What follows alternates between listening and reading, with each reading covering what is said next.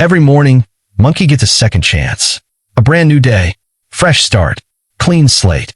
And every morning, without fail, monkey wastes it within the first 7 minutes. Not because monkey is lazy. Not because monkey doesn't care. Not because monkey hasn't got dreams. But because something inside monkey's brain, something ancient, something invisible, fires up the moment monkey opens his eyes.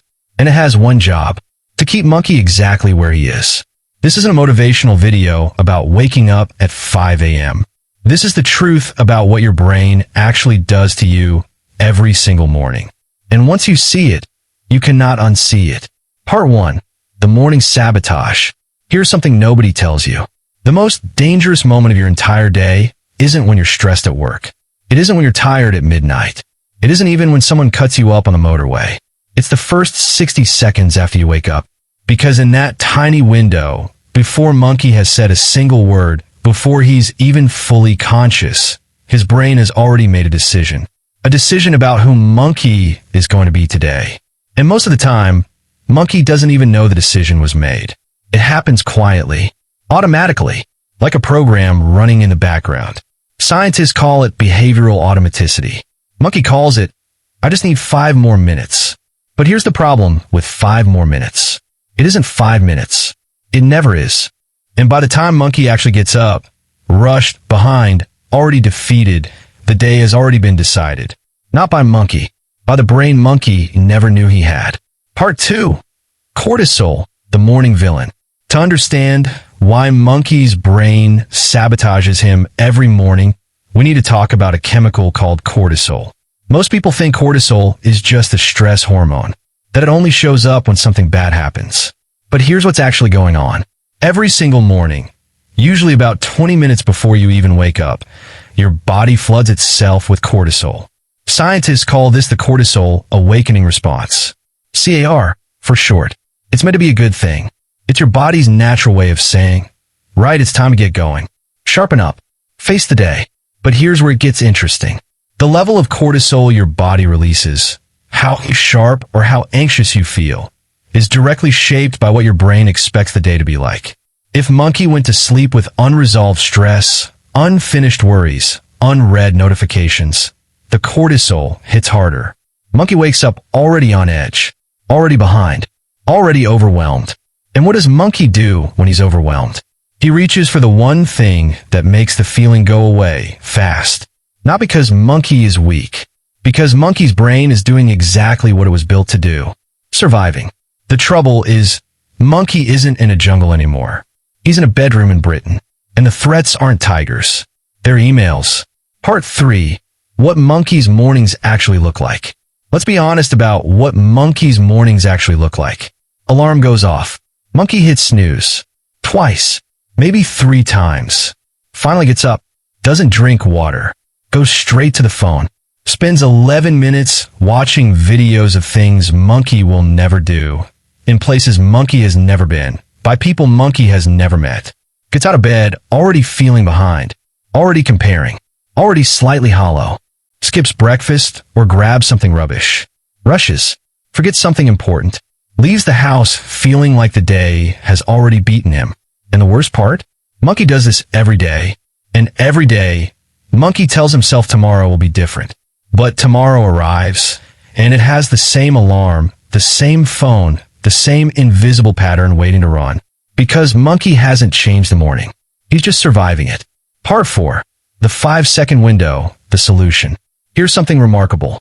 Neuroscientists have found that in the first 5 seconds after your alarm goes off, there is a window, a tiny gap between sleep and habit, between autopilot and awareness, between the brain that runs you and the brain you can actually use. 5 seconds. That's it. That's all monkey gets.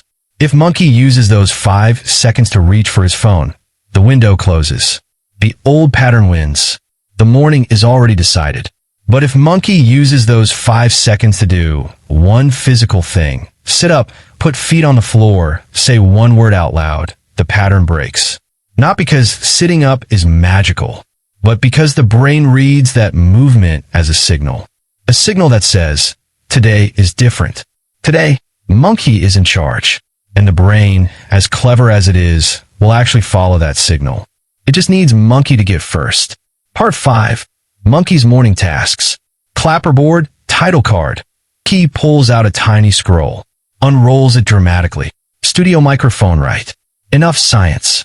Time to give Monkey something to actually do. Studio microphone, these are not magic tricks. These are not 5 a.m. cold shower routines. These are small, honest tasks that work because they work with Monkey's brain, not against it. Studio microphone task 1. The physical start. Studio microphone, the moment the alarm goes off, sit up. Don't negotiate. Don't think about it. The thinking is the trap. Move first. Think after. Monkey gets 5 seconds. Use them. Task 2. No phone for the first 20 minutes.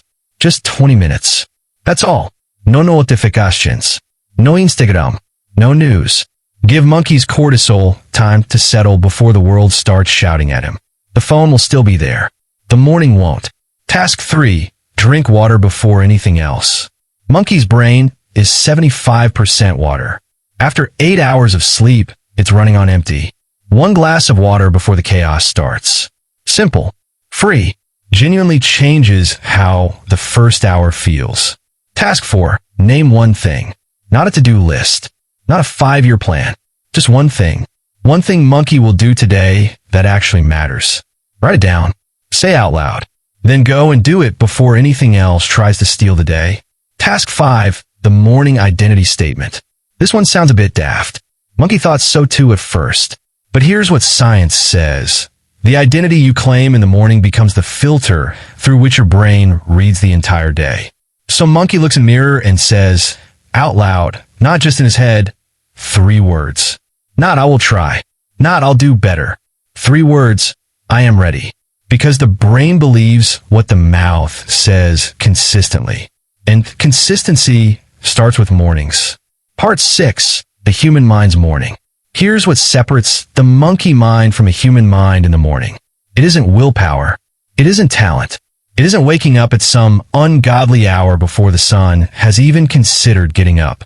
It's one thing. Attention. The monkey mind reacts to the morning. The human mind decides what the morning means. The human mind doesn't need a perfect morning. It doesn't need a fancy routine or a cold plunge or a green smoothie.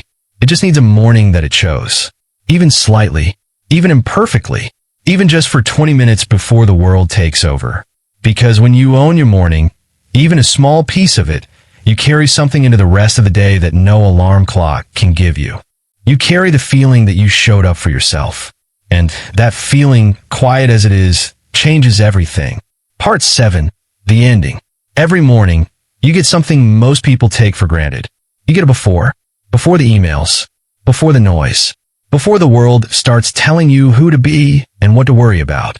There's a version of you every single morning that exists in that quiet space. Between the alarm and the chaos. Between sleep and survival. The monkey mind will always be there. Chattering, pulling, reaching for the easiest exit. That's not a flaw. That's biology. That's thousands of years of survival coded into your brain. But the human mind, your human mind, has something the monkey never evolved with. The ability to pause, to notice, to choose. Your brain will try to sabotage your morning. It would do it tomorrow and the day after. But now you know the window. 5 seconds. The only question is, what will you do with them? Monkey tried the 5 tasks this week. Day 1. Terrible. Grab the phone on day 2. Forgot the water on day 3. But by day 5, something was different. Not perfect, just different. If you want to know what happened and what Monkey is trying next, tap subscribe. It won't cost you anything, except maybe a better morning. And if this hit different, drop a comment below. Tell Monkey, what does your morning actually look like? No judgment. Monkey has seen worse.